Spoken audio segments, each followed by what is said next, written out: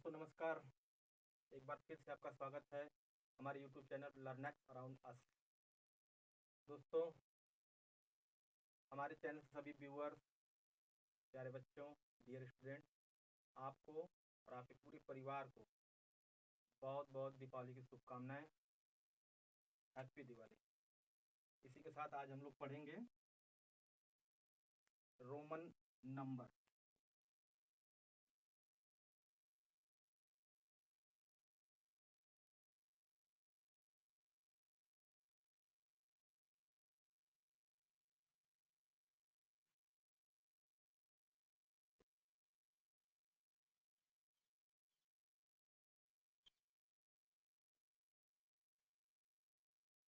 दोस्तों, पहली वीडियो में हम लोग संख्या के अंक और उसके बारे में, उसके कितने भेद हैं, विस्तार से हम लोग जाने। उसी कड़ी में थोड़ा सा पीछे का और हम रिपीट कर दें हल्का सा। संख्या किसे कहते हैं? जिससे किसी वस्तु का कितना बोध हो, उसको हम प्रमाणित ढंग से लिख पाएँ, उसको गिन पाएँ, उसमें जो गणितीय चिन्ह है उसका सही से इस्तेमाल कर पाएँ, इसको हम लोग संख्या कहते हैं, अंक कहते हैं।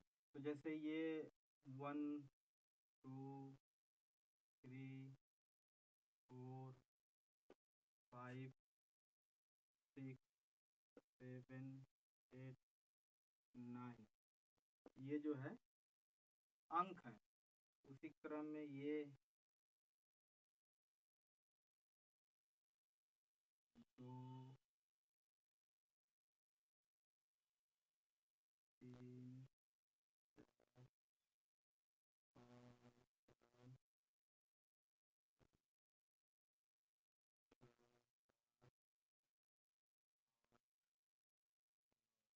इसके आगे 0। उसी तरह से अरबी उर्दू में भी 1 है, 2 है, 3 और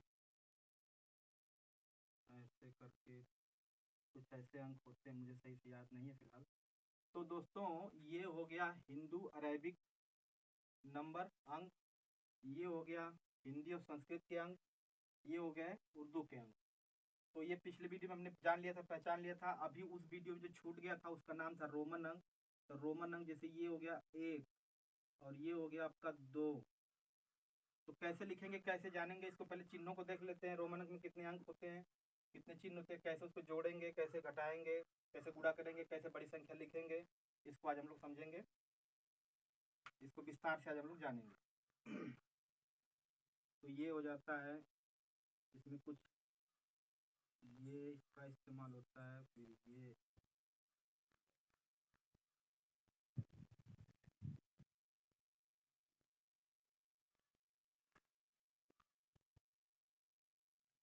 जिस प्रकार हिंदू और अरेबिक सिस्टम में ये 9 अंक होते हैं, उसी प्रकार रोमन अंकों के जो चिन्ह होते हैं, जो अंक होते हैं, वो मात्र 7 होते हैं।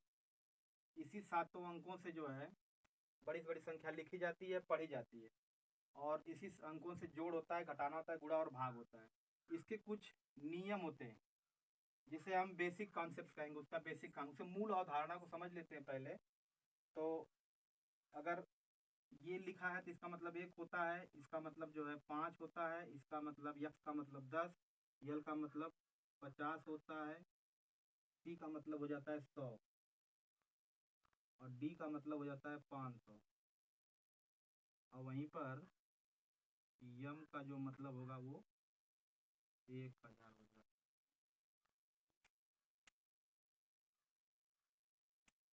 है। ये कुल मिलाकर 7 अंक होते हैं, 7 चिन्ह होते हैं, 7 अक्षर का प्रयोग किया गया है। इसी सातों को लेकर के बहुत बड़ी बड़ी संख्याएं और हर प्रकार की छोटी बड़ी संख्याएं लिखी जाती हैं, जिसको हम लोग समझेंगे।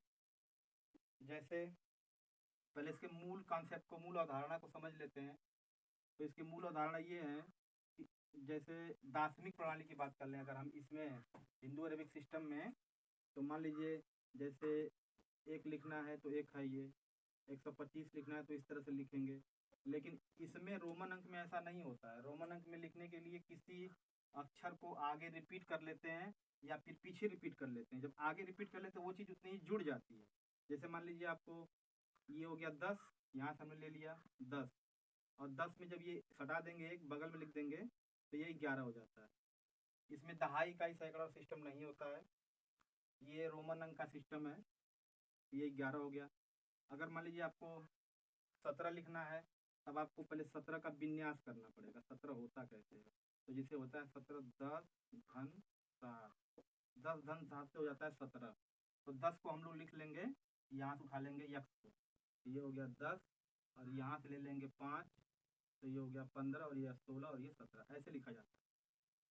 और इसके कुछ अक्षर हैं जिसका रिपीट हम कर सकते हैं, कितनी बार करेंगे इसको जानेंगे।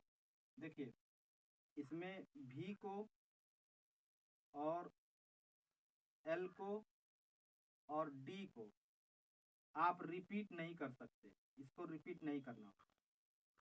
इसको रिपीट नहीं, जैसे आपने यहाँ एक को और एक को रिपीट किया तो ये 2 का फंक्शन कर रहा है, 2 हो गया, उस तरह से इसको रिपीट नहीं किया जाता। इसकी एक और खूबी है, इसको किसी संख्या के पीछे नहीं लिख सकते। जैसे मान लीजिए यहाँ पे हम 10 लिखे हुए हैं, 10 हो गया, अगर हमको 9 लिखना है तो इसमें से एक इधर जब लिखते हैं उसके पीछे जब लिखते हैं तो ये कम हो जाता है। अगर इस जगह इसके आगे लिख देंगे तो ये एक बढ़ जाता है, ये 11 हो गया, वहीं पर ये जो है 9 हो गया, एक कम हो गया। लेकिन इसको हम पीछे लिख सकते हैं, लेकिन वहीं पे डी एल और भी, ये तीनों जो अंक हैं, रोमन अंक के जो चिन्ह है, जो अक्षर है, ये पीछे नहीं लिखे जाते, ना ही ये रिपीट होते हैं। इस बात का एक कॉन्सेप्ट ये हो गया। और जो संख्याओं का निर्माण होता है, संख्याओं का, वो रोमन अंक में कुछ अंकों के रिपीटिशन से होता है और कुछ चिन्हों के इस्तेमाल से। ये 7 चिन्ह से ही लेकर सारा बनता है, उसको हम लोग अलग अलग जानेंगे, उसको प्रैक्टिस भी हल्की से कर लेंगे। और ये जो हमने भी बताया, भी एल और डी, ये रिपीट नहीं होते, ना ही पीछे लिखे जाते हैं।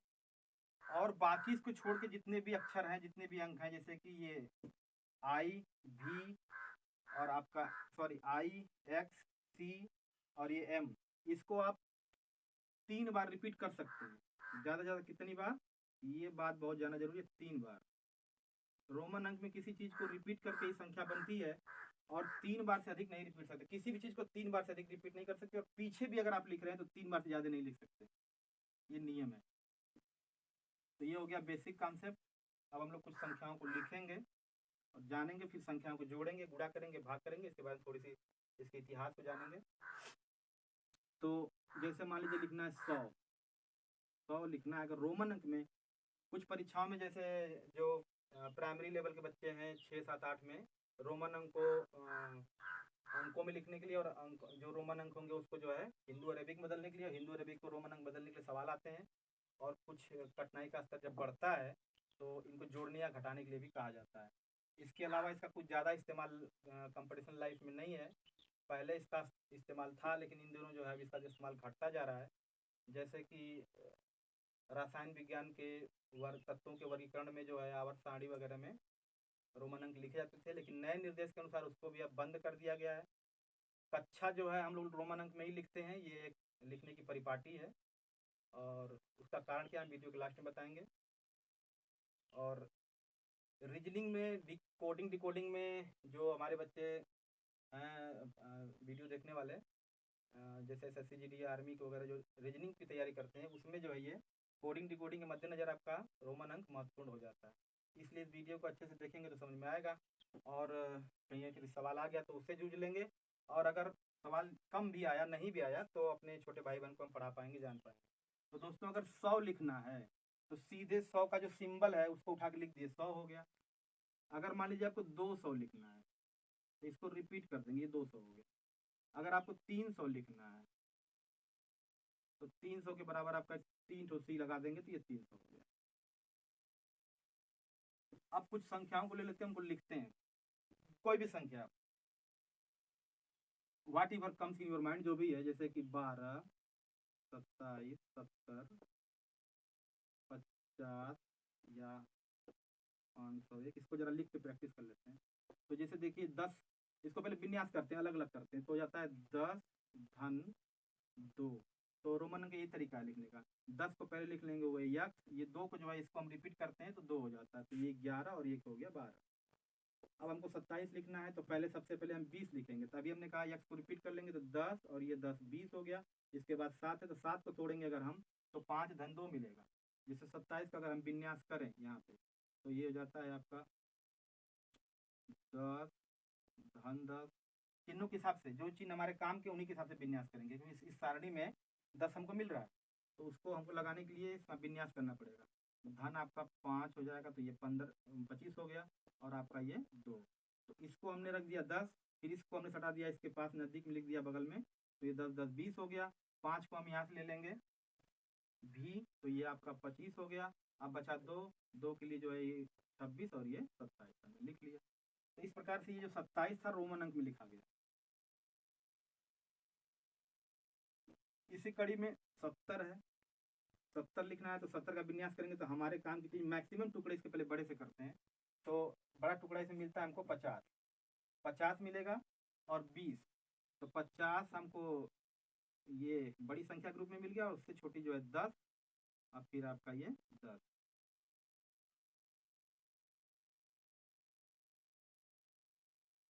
तो दोस्तों 50 के लिए हम लिखेंगे यल, और ये 10 के लिए यक्स, और फिर 110 के लिए यक्स, तो ये हो गया 50 10 8 10 70। ये हो गया आपका 50 लिखना होगा तो आप सीधे यल लगा देंगे, आपका 50 हो जाएगा। लेकिन अगर 500 लिखना होगा तब आप जो है 500 का ये डी इसके जगह पे उसका चिन्ह है यही, तो उसको हम लगा देंगे ये डी, तो ये आपका 500 हो गया। 501 लिखना है अगर तो सिर्फ इस पे 1 लगा देंगे तो 501 हो जाएगा। इस तरीके से हम 3 अंकों के संख्याओं को लिखते हैं। मान लीजिए कि बड़ी संख्या लिखना है जैसे हजार में, तो जैसे मान लीजिए आपको 1000 अगर लिखना है तो सीधे इसके बराबर यम लगा देते हैं। 2000 अगर लिखना है तो 2 यम लगा देंगे। 3000 अगर लिखना है तो 3 यम लगा देंगे, तो आपका ये रोमन अंक हो गया 3। अब जैसा मैंने कॉन्सेप्ट में पहले कहा कि कोई भी अंक 3 बार ही रिपीट होता है, तो सवाल ये कि 3000 से बड़ा अगर लिखना हो 4000 तो कैसे लिखेंगे, तब इसकी इसकी इसके लिए अलग से व्यवस्था। देखिए ये हो गया आपका 5, इससे एक कम इधर लिख देंगे तो इधर लिखने पे एक कम होता है, इधर लिखने पे एक बढ़ता है। तो हमने जब 5 में एक कम कर दिया तो वो 4 हो गया। जितने हजार लिखना होता है, यानी कि ये हजार में कितने जीरो होते हैं 3, हजार में कितने जीरो होते हैं 3। जित पहले तो 1 2 हजार 3000 तक हम ऐसे रिपीट करके यम से लिख लेंगे। उससे बड़ी संख्या अगर आती है तो जितने हजार आपको लिखना है उसको रोमन अंक में लिख लीजिए, उसके ठीक ऊपर न इधर न उधर न ज्यादा न कम बार लगा देते हैं, एक पटपाई लगा देते हैं, एक पड़ी रेखा लगा देते हैं, तो उससे वो हजार हो जाता है। तो ये आपका हो गया 4। इसके लगाने की वजह से इस पे 3 जीरो बढ़ा हुआ माना जाता है, जो कि रोमन अंक में जीरो नहीं इस्तेमाल होता है। तो आप इसको जो है 4000 पढ़ेंगे। मान लीजिए आपको लिखना है, ये आपका हो गया 4000, ये जो हो गया 4, ये 3 जीरो इसके लगाने की वजह से आ जाता है, तो ये 4000 हो गया। और मान लीजिए आपको लिखना हो 4012, 4012, तो इसके बाद 4012 लिखना है तो आप पहले 4 फिर 1000 और 12 के लिए हम लगाएंगे 10 11 और 12, ये 4012 हो जाएगा। इस तरीके से लिखते हैं। अगर मान लीजिए इसी संख्या पे, इसी से समझे तो ज़्यादा अच्छा रहेगा, इस पे 3 जीरो हमको और बढ़ाना हो, मतलब कि इकाई दहाई सैकड़ा हजार 10,000 लाख 10 लाख 40 लाख अगर हमको लिखना हो, इकाई दहाई सैकड़ा हजार 10,000 लाख 10 लाख 40 लाख अगर हमको लिखना हो, तब हम क्या करेंगे। तो देखिए 4 जो ये था, ये 4 हमने यहाँ रोमन अंक में लिख लिया। ये 3 जीरो जो है इसके लगाने से आ गए, 3 जीरो और बढ़ाना है तो इस पे एक बार और लग जाता है, तब ये हो जाएगा इसके बराबर 40 लाख के बराबर। इसी प्रकार हम बड़ी बड़ी संख्याओं को लिखते हैं। अगर मान लीजिए रोमन अंकों को जोड़ने की बात आ जाए तो जोड़ने और घटाने और गुणा भाग का नियम जो हिंदू अरेबिक सिस्टम के अनुसार ये 10 अंकों से 1 2 3 4 5 6 7 8 9 10 से करते हैं, उसी नियम से करते हैं, बस अंक बदल जाते हैं और सब नियम वही रहता है। जरा देख लेते हैं। जैसे मान लीजिए 24 में जोड़ना है 26, तो यहाँ पे पहले 24 लिखेंगे रोमन अंक में अगर जोड़ना है तो, तो ये हो गया आपका 20 और ये हो गया 5, एक कम कर दी तो 4, ये 24 हो गया और ये हो गया आपका 26। तो यहाँ पे 10, 20 और ये 5, 25 और 26। इसको जोड़ना है तो इसी के अकॉर्डिंग जोड़ेंगे, इसको विस्तार से लिख लेंगे विन्यास करके, फिर जो अंकों जोड़ के अंकों को हम परिणाम में पाएंगे, फल में पाएंगे, उसी अंकों को यहाँ पे रोमन अंक में लिख देंगे। तो दोस्तों जब इसको जोड़ेंगे तो 6, 4, 10 तो 0 हो जाएगा, 2, 2, 4, 1, 5, 50 आ जाता है। तो यहाँ पे जब हम प्लस लगाएंगे, ये ब्रैकेट में भी दे सकता है आपको क्वेश्चन सवाल परीक्षा में, ऐसे भी दे सकता है या ऐसे भी दे सकता है। तो इसके बाद टोटल जो है आपका 50 आया है, तो आप फट से उठा करके यल लगा देंगे। इस तरह से हमने रोमन अंकों को जोड़ना भी सीख लिया हल्के से। इसके बाद घटाने का नियम भी जस्ट ऐसे ही रहेगा। जैसे 27 में से मान लीजिए किसी बच्चे को कह दिया गया 5 को घटाओ, सबसे पहले 27 लिखेंगे, ये हो गया आपका 10, ये 20 और ये हो गया 5, 25, 26, 27। इसमें से आपको माइनस करना है, इधर लिखिए 10, 20, 25, 26, 27। इसमें से आपको माइनस करना है मान लीजिए 5। तो यहाँ पे देख लेते कितना आएगा, 7 में से घटाया 5 तो आ गया 2 और ये 2 उतर जाएगा तो 22। तो इसके बाद हम बराबर यहाँ पे लिख देंगे 10, 20, 21 और 22। इस तरीके से जोड़ घटाना रोमन का करते हैं। इसके बाद दोस्तों आती है बारी गुणा की। जैसे कोई संख्या आपको ले लीजिए जो दिमाग में आ रही, मान लीजिए कि आपके दिमाग में आ गई 700, उसमें गुणा करना है 18 का। तो 700 पहले आप यहाँ लिखेंगे, सवाल दिया रहेगा आपको, ये हो गया आपका 500, ये 600 और ये 700। इसका हमको गुणा करना है मान लीजिए 18, तो 10 ये हो गया, अब 5 और 6 और 7 और 8, 18 का इसमें गुणा करना, ये कोष्ठ लगा के भी दे देगा। इस संख्या को यहाँ भी गुणे में रख सकता है। समझने वाली बात बस है, प्लेस उसके लिखने का लेखन शैली जो है और वाचन शैली आपका पता होना चाहिए, कहीं भी रहे उससे कोई फर्क नहीं पड़ता। तो 8 का 0 में गुणा करेंगे तो 0 ही आएगा, इसमें करेंगे 0 ही आएगा, 8 सत्ते 56। 1 का 0 में करेंगे 0, 1 0, 1 से 7 में करेंगे तो 1 सत्ते 7। इस तरह से आएगा आपका 0 और 0 और 6 और 7, 5, 12, 12,600। इसके बराबर में इज इक्वल टू में 12,600। तो सबसे पहले बात कि 12,000 हम कैसे लिखें, तो हम लिख लेंगे पहले 10 और ये रहा 11 और ये रहा 12। इसके बाद 3 जीरो हमको दिखते हैं, मतलब 3 प्लेस यहाँ पे ले रहा है, तो इस 1000 की जरूरत है तो ये एक बार लगा देती है, 12,000 हो गया। फिर हमको लिखना 600, तो 600 हम लिखेंगे पहले भी, सॉरी 500 ले लेंगे डी, ये हो गया 500 और ये हो गया आपका 600, ये हो गया आपका 12,600। तो हमने गुणा भी करना भी सीख लिया। इसी के हिसाब से भाग भी आती है, ऐसे ही भाग भी लगती है। जैसे मान लीजिए आपको 16 में भाग देना है 4 का, इसको रोमन अंक प्रेजेंटेशन करना होगा तो कैसे करेंगे, तो ये हो गया आपका 10, ये हो गया 15 और ये हो गया 16। इसको लिखेंगे divide by 4 is equal to आपका जो यहाँ पे 4 ही आएगा जैसा कि हम जानते भी हैं। तो इसको अंकों में लगा करके और फिर उसको रोमन अंक में यहाँ लिख देंगे उसका परिणाम। तो 4 का भाग जब 16 में देंगे रोमन अंक में तो हमको प्राप्त हो जाएगा 4। इस तरह से दोस्तों हमने सीख लिया रोमन अंक को लिखना, रोमन अंक को पढ़ना, रोमन अंक का गुणा, रोमन अंक की भाग। और इसी के साथ साथ क्योंकि रोमन अंक की बात हुई है तो पूरा ही कर देते हैं, क्योंकि इसका बहुत कंपटीशन जीवन में व्यापक इस्तेमाल नहीं है, कहीं कहीं है महत्वपूर्ण सा।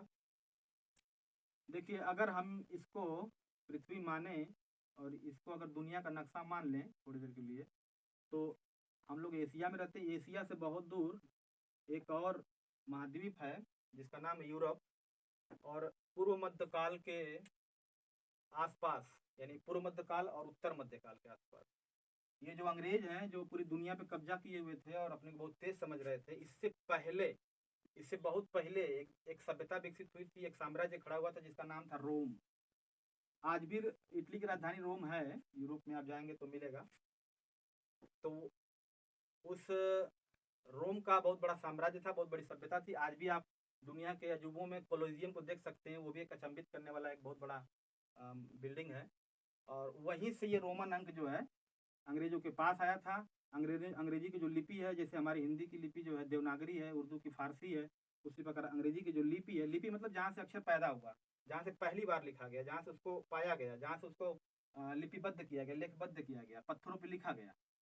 तो ये जो रोमन अंक है, ये रोम से अंग्रेजों ने चुराया। अंग्रेज बहुत ही कनिंग टाइप के थे, धूर्त टाइप के थे। वो विश्व के हर जगह से अच्छी-अच्छी चीज़ों को लेकर के उसे अपना बता करके विश्व में उसका प्रभावशाली ढंग से इस्तेमाल किया करते थे और पूरी दुनिया पे धूर्तता के आधार पे कब्ज़ा जमाए थे। अपनी भाषा और वो ये भी जानते थे कि अ, किसी भी देश को गुलाम बनाना है, उसकी संस्कृति, उसकी सभ्यता, उसकी जो परंपरा है उसको नष्ट करना पड़ेगा, उसको भाषा के रूप से भी गुलाम बनाना पड़ेगा। तो ये ज़्यादातर वैज्ञानिक उस समय अंग्रेज ही थे, तो रोमन अंग की पूरी सभ्यता को चुरा ली। जब रोमन साम्राज्य का किसी कारणों से लंबे समय के बाद जब पतन हो गया, तो फिर इंग्लैंड का जो है पूरा विकास हुआ और इंग्लैंड से पूरे अंग्रेज जो है दुनिया में फैले।